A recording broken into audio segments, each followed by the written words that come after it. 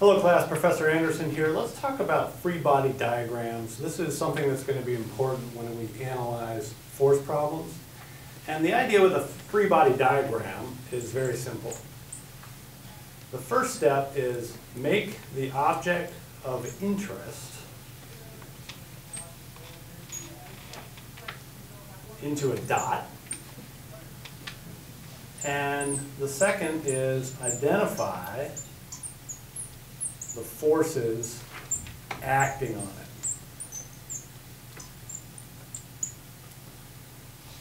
All right, so let's see if we can do that for a very simple example. Let's say that we have a box hanging from a wire. And so here is our box. It's hanging from a wire. That's it. Okay? The object of interest is our box.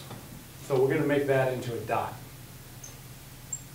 What are the forces that are acting on my box? What's one of the forces that's acting on the box? Christian, I know you have a thought there. So you have gravity, so the mass of the object. Okay, we have gravity. And gravity is in fact equal to mg, right? All right, what else do we have acting on it? Yeah, Christian? Tension in the wire. Tension in the wire. Which way is tension in the wire going? Upwards. Upwards. Okay. Now, if the box is at rest, then I want to draw my two arrows to have the exact same magnitude. And if they have the same magnitude, then they're going to perfectly cancel out, and there's going to be no acceleration of the box up or down. So whenever you draw force diagrams and your object is at rest, try to draw those arrows the same length. This will help you visualize it. All right, let's make it a little more complicated now. Let's hang it from two wires.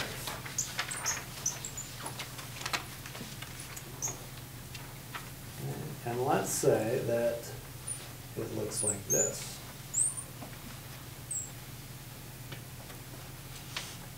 Now I need to draw my free body diagram for that box. I still have F, gravity, going down. But how should I draw the tension in the wires? What do you think, Samantha? At half the magnitude of the line for the gravity. Okay, half the magnitude of that, maybe. Should I draw it like this? No. No, you don't like that. All right. How should I draw it? To the sides. To the sides. Okay, like that? At an angle. Okay, I'm not following directions very well. Okay, at an angle. Any particular angle you like? Like the one in the original problem. Like that one? Yeah. Yeah, absolutely. Maybe something like that. Okay? Tension has to act along the wire, right? If you pull on something, the tension has to act directly along that wire. So that looks pretty good. Now, do I think that these arrows are about the right length? What do you think? Have I drawn those arrows about the right length? Yep. Maybe, right? They're certainly not half of gravity, but they can't be half of gravity because they're at some angle. What we want to know is the vertical component of tension going to be enough to combat gravity? And so that's the section that has to be half the length, which means that this section has to be longer than that. All right, let me ask you a follow-up question.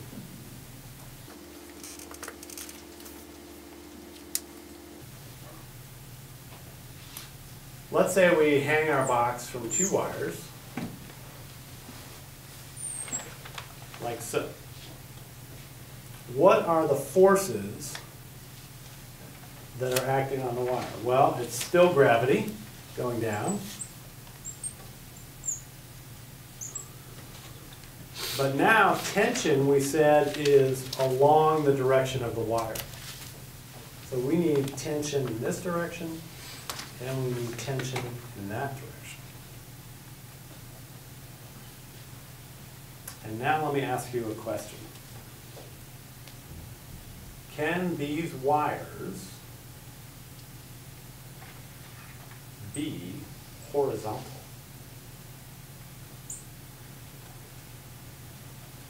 In other words, you have a wire going from one side of your dorm room to the other, and you're going to hang your physics textbook on that wire and do something with it. I'm going to shoot darts at it. Sean, what do you think? Can these wires be horizontal? I don't think so because there's no force to counteract the downward force of gravity. That's right. If the tension here is perfectly horizontal, we've got a problem, right? We can't make the net force here equal to 0. We don't have anything to combat gravity. And so the answer is no. That wire cannot be horizontal. And in fact, it can't be horizontal no matter what the tension is in the wire. So even if I take a giant steel cable and I crank on it at one end with a winch, and now I hang something like a textbook on it, it sags a little bit. Okay, not a lot, but a little bit. It cannot stay perfectly horizontal. You have to have some angle associated with it, which gives you a slight vertical component of the force. Which is kind of weird to think about, right? I mean, you think about those giant cables that are holding up the Golden Gate Bridge, right? Those things are pretty big. But if you stand at one end of those cables and look along the cable, it sags. It certainly sags. Okay? It always sags a little bit.